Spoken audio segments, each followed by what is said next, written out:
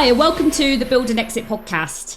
Thanks for everyone tuning in. I really hope that you're enjoying the shows, and I'm really excited to have Jason Quaife with us today. So it's going to be a really exciting podcast today.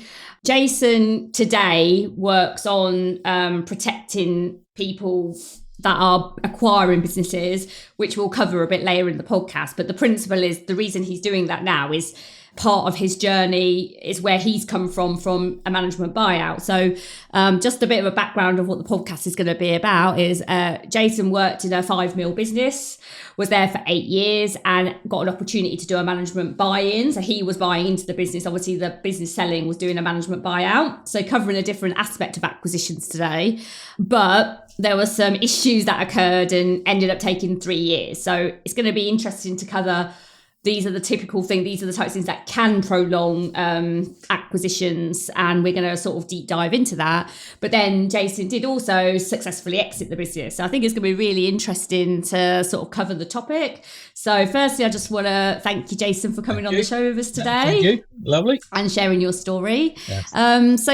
So first of all, I just want to hand over to you. It'd be great to just hear a bit of a background and your experiences really. Yeah, no problem at all. Thanks, Julie. Yeah, I've always done sales. I've always been in sales, and for some time I was more retail environment, so I was car sales and everything else. We were going through a recession. Well, we were just going into a recession in sort of 2007, and leading up to that, I kind of wanted to be more control. I was reliant on people coming into the showrooms, into the retail environment, and I kind of wanted to be out there more to get business. So I kind of made a leap and fell into a completely different industry, a fasting industry. And I sort of worked from an area manager in the Midlands, and then sort of progressed and got promoted as sales manager. And then that's where it all happened, really, where all the fun began. So that promotion, was that in the company that you ended up buying? Yeah, we had a national sales manager at the time who was coming up for retirement. Been in the industry for all his life, really, and he took me under his wing, really. And I'd said I'd wanted to become a sales manager, and he said, "Well, we're not going to be long, and I'll retire." So that's what happened. He mentored me a little bit, and eventually, when he was due to retire, I started to take over his role. And then when he did, I became the national sales manager, which was good. It was a good sort of learning curve for me. We had eight salespeople on the road covering the whole of the country, so that was challenging, but it was good, and we was growing. It was an old, established business since 1952. A lot of things needed changing, and we were sort of some of the younger ones. We were implementing a lot of change. Oh, brilliant! So obviously you got promoted to the sales manager. Yeah. So how then did the management buyout come, or management buy-in from your side, I suppose, come about from the company's perspective? Like, how did you get included in that decision? Strangely, it wasn't really put on the table. What happened is the two owners, they were really involved in a management buyout. They've been in the company a long, long time, and they were 50-50 ownership. They were both the same age, and they were both coming up for retirement age. And around the sort of 2015 stroke 16, and they were looking at a trade sale. Well, they were looking at how to sell it and the possibilities and everything. They did sort of come to me to say, what were my thoughts on it, and would I sort of take over the business, or would I consider running the business if they were to step down? So there was a lot of talk going on, but nothing about management buyout.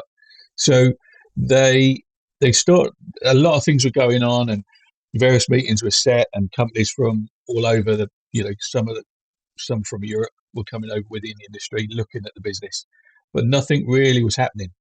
And then things started to progress where within the industry, people started talking, and you kind of started to get, well, if there was a trade deal, staff were going to go.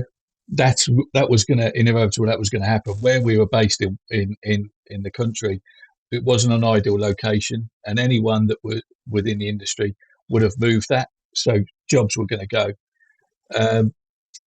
And there were a lot of staff. We had 25 staff, and a lot of those that were internal. staff have been with the company a long time. Some were, that's all they've worked. That's all they worked with. So, yeah, I thought, well, do you know what? That'd be a shame to let that happen. There's a lot of history with the company. So, well, how do I fund it? How would I go about doing it? I hadn't got the money. I hadn't got that kind of money. And the figure was bounded around was they wanted, a certain figure.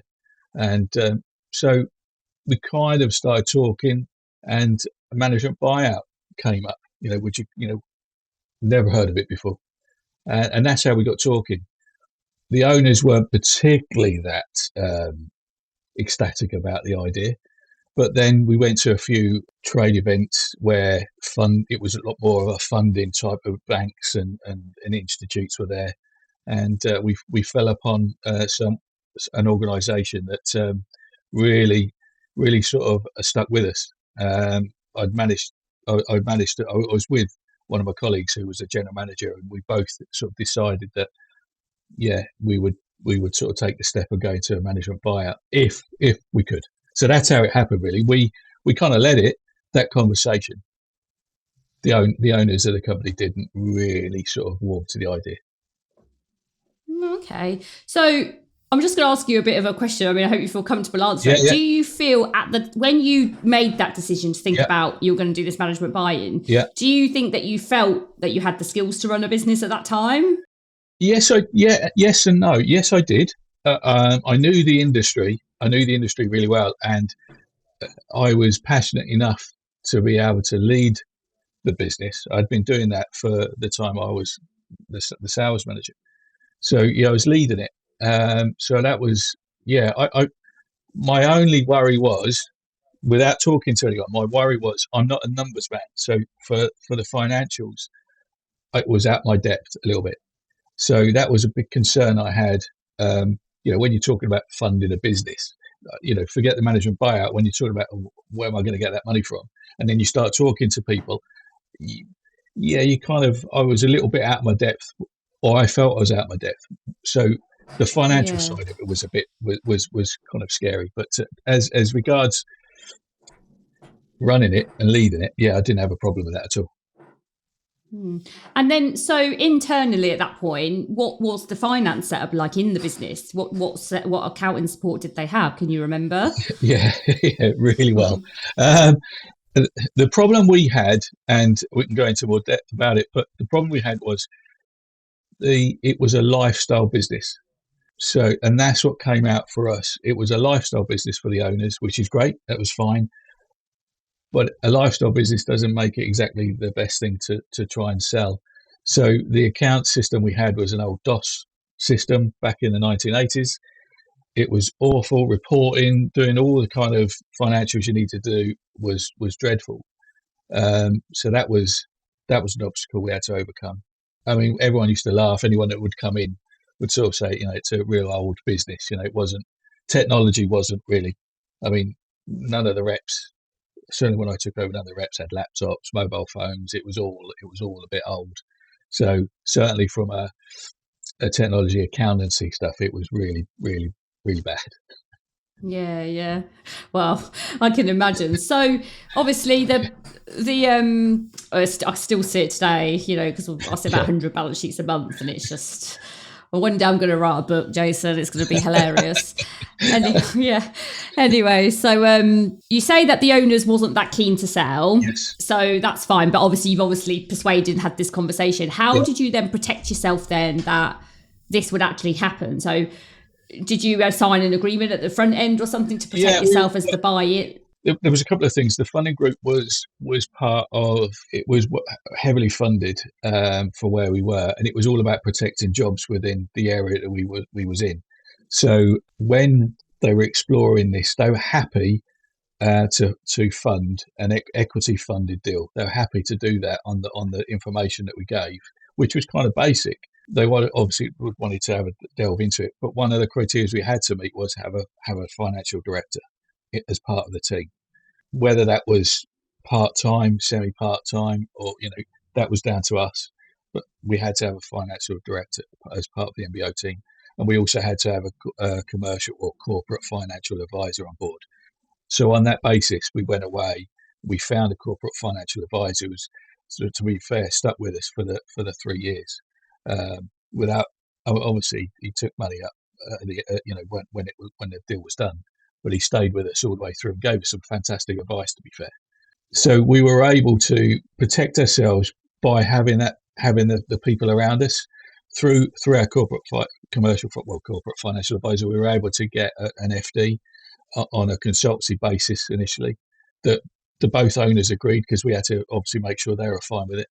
Yeah, so we were protected in that respect. We had good people around us that were able to support us on the things that we weren't skilled at, but neither of us were skilled at the sort of financial end, and putting the numbers together. So that was, it was good in that respect. And it's interesting, isn't it, that it took the sort of the funding people to influence the owners to put these people in, whereas maybe at a 5 mil business, it should have been something they had in place in the first place. Exactly. It was. It was. I mean, don't get me wrong, the business was run well, but it was because it was a lifestyle business.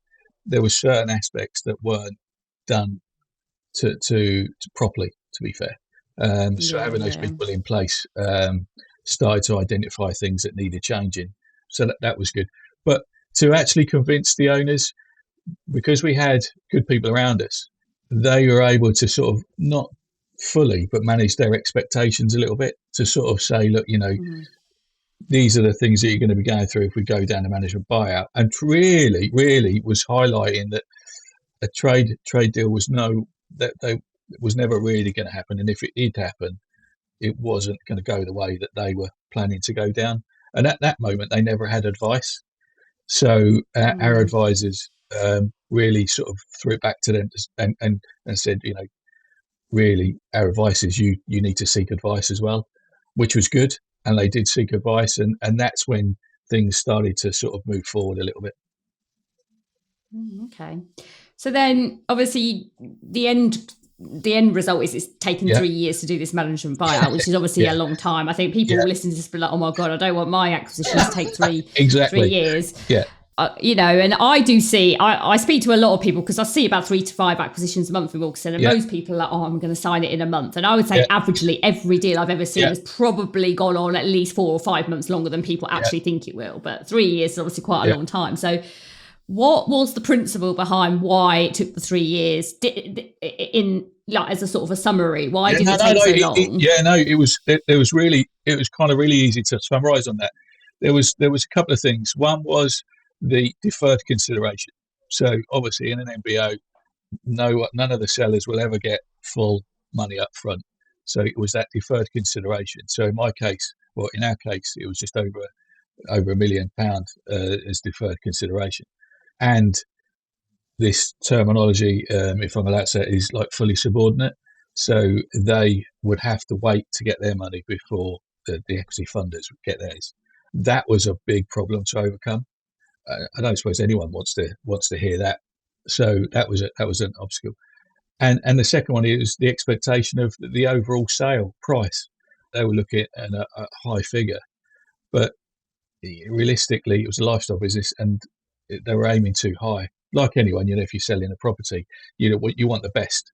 You want the best that you can get, the best price for it you can get. But if you haven't done the work on the house, you're never going to get that price. And that was really what we were dealing with constantly. And that was, so those two things were the uphill struggles. And it was a roller coaster. 1 minute you sort of think, oh, we've overcome that, and it would come back again. Because you're dealing with 2 people as well. Well, we were dealing with 4 people, because you're dealing with not only the 2 owners, but you're dealing with their partners as well, who weren't really heavily involved in the business, but they still had a certain say. So that were the 2 things. And that's interesting, isn't it? To think that, considering you knew these people well, you'd been working in this business 7 years, and you still had these big challenges to overcome. It just goes to show in the industry how important that relationship is, because if you've known these people for all these years, imagine just coming into something where you've known someone sort of maybe a few months, practically, trying to build that relationship. So And this is why I think it's so important for sellers to have their mindset. Yeah. So the deal's gone through, and now you're the owner of this business. Yeah. How many of them were you? There was like, only how many of you did it? In the management buyout team, there was 3. So there's myself, a colleague 3. who was the general manager, and then our FD. Okay, so there's 3 of you. So so you do the deal. You now own. You've got this deferred consideration. So then, how long after? So then, what happened after that? Did you find it easy to take over this business? Was it like, what did you find? Well, one of the questions I said to my corporate financial advisor just before we were completing, my concern was, bearing in mind, we've got people around us. We've got a lot of people around us, and we got a lot of resource around us while we were going through this. Certainly, the last 12 months, we had a lot of people that we could call upon. And my worry was, once the deal's done, we're on our own. And I was concerned I hadn't got the experience. I don't know, I knew I could do the job, but I hadn't got the experience of being a managing director. I hadn't got that experience of certain things. I thought, you know what, I'm going to be on my own here. What's going to happen? So I don't know what to do. And then I started getting a little bit, whoa. And he actually said, right, okay, what we'll do is once the deal's done, we'll have a meeting, and I'll start getting introduced into some people that will be able to help you through that journey. And that's what actually happened. Within sort of just over the first week, we had a meeting, and it was really throwing me on the lines of, now you've been working in the business, you've been for length of time. Now you've got to take yourself out and work on the business, and that's what you've got to do. And that was the best advice I had, really, because from that moment, that's what I did. I was lucky enough to join Vistage, and I was able to call upon some great mentors, and I had a couple of great mentors who was giving me some one-to-one coaching as well.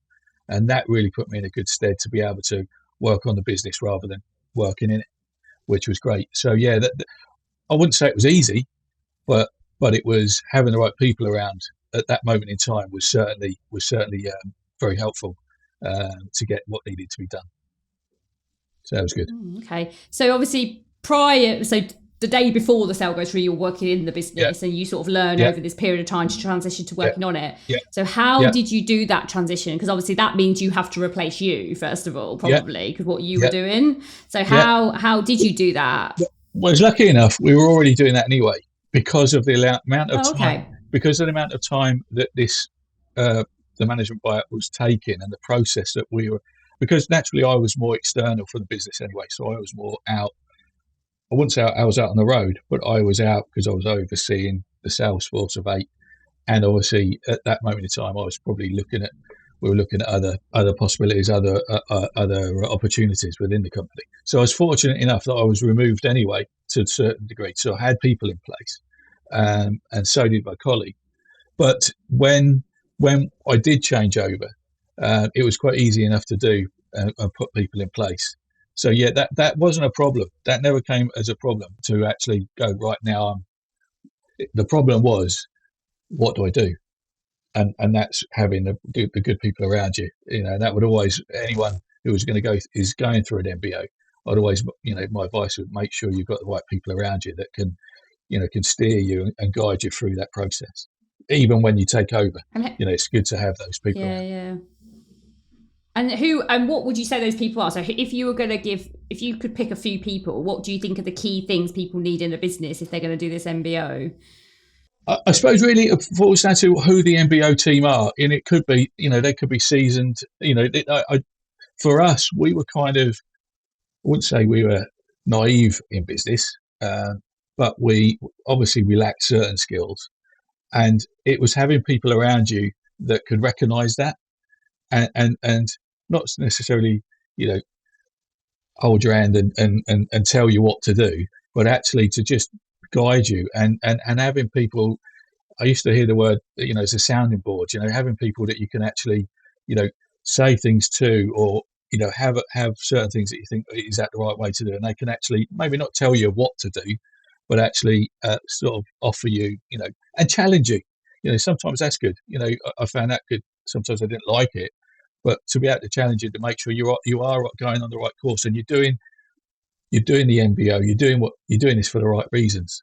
So that was that would be it. Making sure that I couldn't say who, because it depends on the skill set of the management buyout, management team.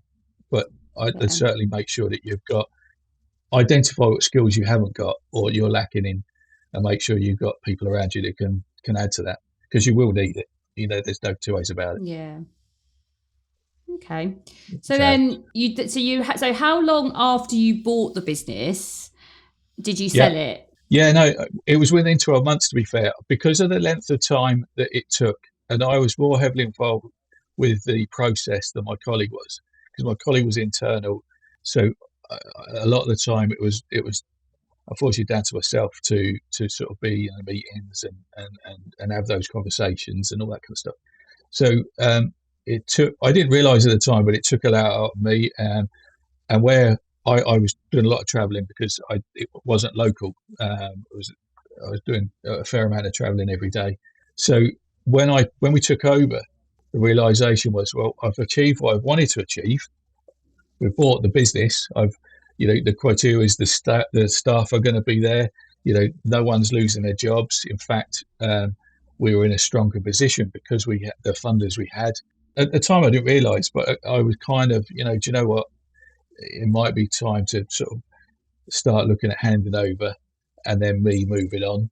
Within the 12 months, I started to feel that, and we had the conversations and everything else. And I was lucky enough to have, again, the right people around, and I was able to make sure that someone could take over. And then, sort of we were going through COVID as well. So those conversations were going on in COVID.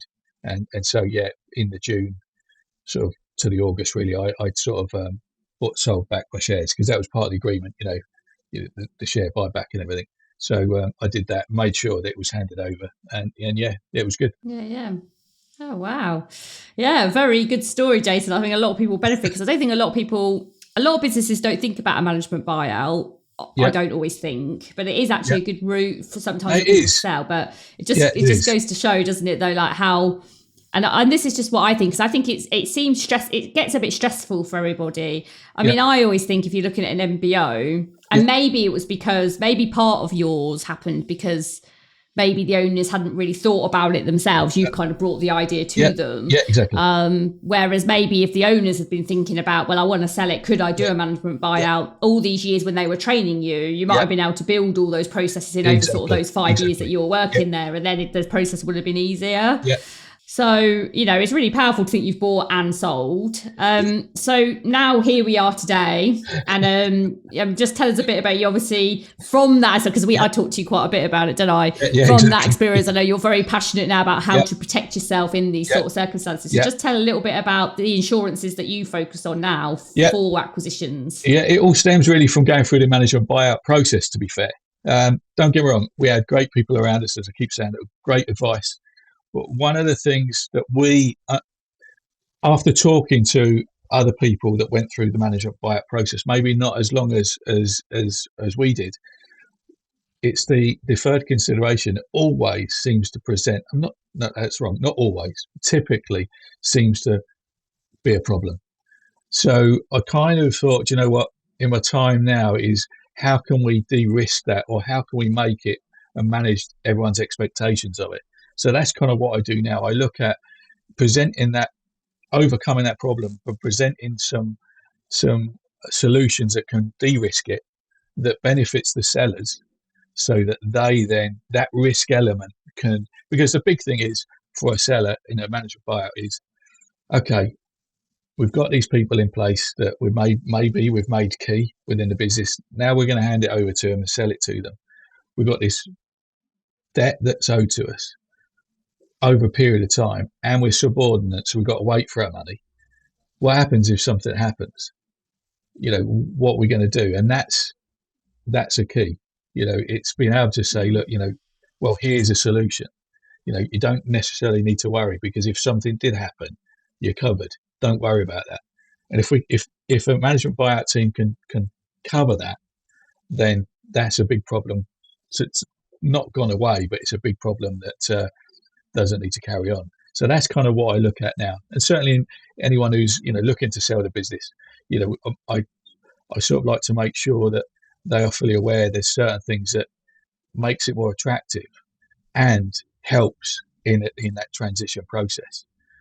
So like making sure anyone Yeah. that you've got key within the business is kind of protected, really, which is Yeah. goes Yeah. a long way. So they're the kind of things really that is my driver now, to make sure that anyone who's looking at an MBO is looking at certain things, not just will get the funding in place, and anyone who's looking to Yeah. Yeah. sell through an MBO or anything, but they're looking to sell in general, is working with people like yourself, Julie, and just see how we can de-risk some of the potential issues or problems that could arise. So yeah, that's where I'm Yeah, at. definitely. And obviously, yeah, it's really good. That's why I wanted to get you on, because obviously I've been sort of speaking to you over just the last few months or whatever, and I was like, oh yeah, this is quite good. So yeah, I definitely Yeah, think it'll be useful for some of the people we work with as yeah, well, no, because exactly. like you say, so yeah, wow, very interesting, Jason. I No, think this is thank you. brilliant. I love it. I love seeing people that, you don't, we just sort of brought this MB up in conversation one Yeah, time. It's no, not really something exactly, that you've talked exactly. about, but it's a good Yeah, but it's really good for people to see that, these things do happen. yeah, Even if it does take a long time, actually in the end it can still be successful. But then, like you yeah, said at the end of exactly. it, about how you felt afterwards, Yeah, the problem is, although you've got these insurances and things that are great, if yeah, maybe the sellers had done something different, because it just sounds like after that it was a bit traumatic, maybe the MBO yeah, process, and maybe at the yeah, end of it all you were just a bit burnt out, and maybe yeah, the yeah, love that you had, that you thought you would have when you bought yeah, it, had burned out, and that might have been because of this thing just dragged on all the time. And yeah, I know what it's yeah, like if it's going up and down to the yeah, last minute. You're worrying all the time yeah, about, well, what's it going to end up exactly, being. exactly. So I Yeah, so exactly. I think, like, it's a really good, although it's good for people buying in because it shows what sorts of things they Yeah, need. I think people selling, like, they need to consider this, because if they want to protect yeah, their deferred consideration, they've got to make sure that they're yeah, also helping the buyers to have a good price, exactly, because exactly. anybody that overbuys, it's likely that what's going to happen is, Yeah, in the end, they've overpaid, so it's going to struggle in the business. And that might mean, even though if exactly, you've got a clause in it to exactly. claw the shares back, it means if the company's Yeah, dropped 50% or something, it puts then a lot of stress back on that. So nobody benefits to that. So exactly, no, I think it's been a exactly. great story Yeah. for. So No, so it's thanks really for good. It coming was on, good going Jason. through. No, excellent. No, good. No, thank you for inviting me. It's You been liked nice, it. actually. It's good. So if people do want to need this insurance or want to chat to you about anything, Yeah. where can they find you? Yeah, I act as a consultant, so I'm on LinkedIn, so you can find me on LinkedIn as well, which is good. Do you want to drop your email? Do you want Yeah, to say your email yeah, just yeah, so people have got yeah, it? yeah. So it's Jason.Quaife. So it's Quaife at quaifeinnersight.uk. Brilliant. Well, thanks for being on, and I hope the listeners enjoy it, and look out for lots more episodes.